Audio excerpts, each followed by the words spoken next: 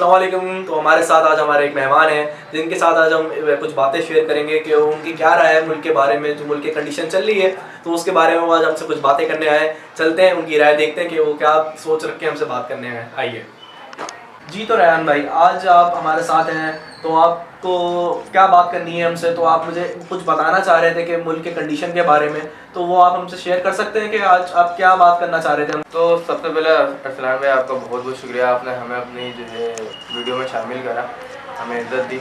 और बाकी आज हम जो है इसी मैटर पे डिस्कस करेंगे कि यार एक मिडिल क्लास बंदा किस तरह सर्वाइव कर सकता है। मतलब इतनी महंगाई जो दिन ब दिन होती जा रही है, मतलब बढ़ती ही जा रही है, तो एक मिडिल क्लास बंदा उसमें कैसे सर्वाइव कर सकता है। तो रेहान भाई, पहले तो मैं आपको ये बताना चाहूँगा कि जिसकी 25,000 सैलरी है वो अपना पूरा मंथ कैसे स्पेंड कर रहा है। उसके पास 25,000 उसके 10 से 15 दिन में ख़त्म हो जाता है। अभी कल की बात है, रमज़ान से पहले की, एक वीक पहले की। तो उसमें आप अगर खजूर के रेट देखें तो 150 से 180 रुपये किलो है। तो कल ही हमने पता करा तो खजूर 600 रुपये किलो है। तो ये तो मुल्क की कंडीशन चल रही है। इन्होंने अंधियाँ मचाई हुई हैं असल में। इनको ज़रा ख्याल नहीं है गरीब लोगों का कि गरीब कैसे सर्वाइव कर रहा है। तो इसी पॉइंट ऑफ व्यू पे आज हम बात कर रहे हैं कि ये लोग चाहते क्या है कि गरीब सर्वाइव कैसे करे। यार अरसलान भाई, आप मुझे एक बात बताएं, बाहर के लोग जो हैं, जो अंग्रेज़ हैं, जो बाहर एब्रॉड कंट्री में रहते हैं, वो कामयाब क्यों हैं? यार अमेरिका में, लंदन में, कल ही न्यूज़ मैंने देखी है, लंदन में जो है वहाँ पे जो मेन मतलब इतना बड़ा सिटी है वो, तो वहाँ पे जो है खजूरों की और फ्रूट्स की और वेजिटेबल्स की उन्होंने आधी कीमतें कर दी हैं। तो वो जो है इस मुबारक महीने में जो है वो रिलीफ देते हैं बाहर के मुल्क वाले, और हमारे हुक्मरान जो है रिलीफ नहीं बल्कि और वो कर लेते हैं। तो बिल्कुल सही बोल रहे हैं, 25,000 वाला नहीं कर सकता। 25,000 वाला क्या, आप 35,000 वाला बंदे को रख लें, वो नहीं कर सकता सर्वाइव इस रमज़ान में। तो अब क्या इस चीज़ को रोकने के लिए हम कानून तोड़ दें, रोडों पे निकल जाएं, दंगा फसाद मचा दें? क्या कानून अपने हाथ में ले लें हम लोग? तो अगर ये लोग इस तरह से नहीं चाहते तो कुछ अमन वाला काम तो करें ये लोग। हम लोग कैसे सर्वाइव करें? क्या गरीब अपने बच्चों को मार दे, उनका गला घोट दे? ये लोग तो यही चाह रहे हैं जिस तरह से इन लोगों ने मुल्क में दंगा फसाद मचाए हुए हैं। कभी कोई पॉलिटिशियन आ जाता है, कहता है हमारे जलसों में आओ, कभी कोई आ जाता है। तो इन्होंने क्या आवाम का पैसा अपने बच्चों पे खर्च करने के बजाय ये लोग चाहते हैं इनके जलसों में आके, इनके पेट्रोल पे लगा के इनके जलसों में नारेबाजियाँ करें? क्या इन्होंने हमें इतना बेकार समझ लिया है? तो आप बताएं, क्या गरीब अपने बच्चों का गला दबा दे या हम रोडों पे निकल के दंगा फसाद मचाएं, लड़ें? क्या चाहते हैं ये लोग? क्या लूट मार शुरू कर दें हम लोग पाकिस्तानी आवाम? बिल्कुल बिल्कुल, आप सही बोल रहे हैं। ये हमें करना पड़ेगा, हमें रोडों पे निकलना पड़ेगा। आप जिस तरह से मुल्क के हालात बदतर होते जा रहे हैं, घरों में गैस नहीं है, एक एक हफ्ते, दो दो हफ्ते बाद जो है पानी का निज़ाम जो है दरम बरम हुआ है, वाटर सीवरेज का निज़ाम जो है बेकार हुआ है, गली गली में गड्ढे, कीचड़ जो है, ज़रा सी बारिश हो जाए कीचड़ जमा हो जाती है। तो ये हमें निकलना पड़ेगा।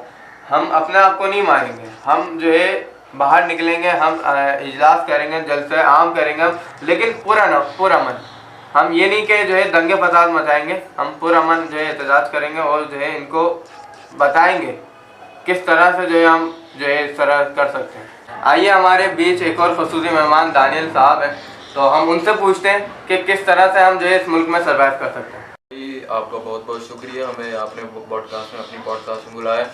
रेहान भाई आप भी बैठे हुए हैं, अरसलान भाई आप भी बैठे हुए हैं हमारे साथ। अरसलान भाई का भी बहुत बहुत शुक्रिया। तो बात सिर्फ इतनी सी है कि इस पॉडकास्ट में आने का मतलब यही है कि हम अमीर जितने भी हैं और जो हमारे सियासतदान हैं उनको एक्सपोज करें हम लोग ना। तो बात यह है कि आप देख सकते हैं हमारे हर जगह के गुर्बत का ज़माना ऐसा सर पर आ गया है कि गरीब बंदे के पास छत तक नहीं है, अपना जिस्म छुपाने के लिए कपड़े नहीं है, उनके पास खाने के लिए रोटी नहीं है। और जितनी रमज़ानों में इन्हें सस्ती चीज़ें करनी चाहिए, उस महंगाई का अगर आप अंदाज़ा देंगे तो महंगाई डबल हो चुकी है इसको। बाहर मुल्कों में महंगाई सस्ती हो जाती है, यहाँ पे महंगाई डबल हो जाती है। अमीर जो है वो अमीर पे अमीर होता जा रहा है, गरीब गरीब पे गरीब हो रहा है। और हालात कुछ इस तरीके से हैं, अगर देखा जाए तो सारा करा धरा जो है ना, वो अगर आप देखें तो वो हुक्मरानों का है।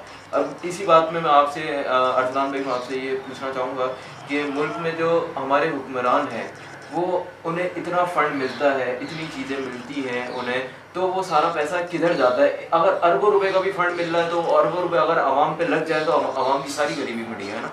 तो ये आप मुझे ज़रा सा ये थोड़ा सा खुल के बताएं कि असली पैसा ज़्यादा किधर है। जी अरसलान। तो दानियल भाई, आप जो ये फंडिंग की बात कर रहे हैं, इमदाद की बात कर रहे हैं, इसको तो आप देखें इग्नोर ही कर दें, क्योंकि ये इनकी सिक्योरिटी पे लगता है। ये जो 10-10 हज़ार, ये 20-20 हज़ार के ये लोग मेकअप करवा रहे हैं। मरियम नवाज साहब जो हमारी साहिबा हैं माशाल्लाह, उनकी तो कम से कम 50-60 प्लास्टिक सर्जरियाँ हो गई, जो करोड़ों रुपये की हो रही है भाई। गरीब के पास जब खाने को नहीं है, वो प्लास्टिक सर्जरियाँ करवा रही हैं अपनी। यार थोड़ी शर्म करें। ये हमारे मुल्क के हुक्मरान हैं और इनकी कंडीशन देखें आप। ये लोग अपने लाइफस्टाइल को मेंटेन करने में लगे हुए हैं। इनके पास करोड़ों अरबों रुपया है, फिर भी ये आवाम के ऊपर 1 रुपया भी खर्च नहीं कर रहे। क्यों? इनसे कोई सवाल करने वाला है नहीं। आज हम लोग नहीं डरेंगे, बेझिझक होकर बात करेंगे और ये वीडियो सोशल मीडिया पे जाएगी। सुने ये लोग इन लोगों को हिम्मत रखनी पड़ेगी, बल्कि इन लोगों को फर्क ही नहीं पड़ेगा। बेगैरत बने हुए हैं, जो दिल चाह रहा है उनका कर रहे हैं ये लोग। बिल्कुल आपने अरसलान भाई यहाँ पे आपने बिल्कुल सही बात बोली है। जैसे मरियम नवाज को उठा रहे हैं, लाखों करोड़ों रुपए की सर्जरियाँ करा के बैठी हैं।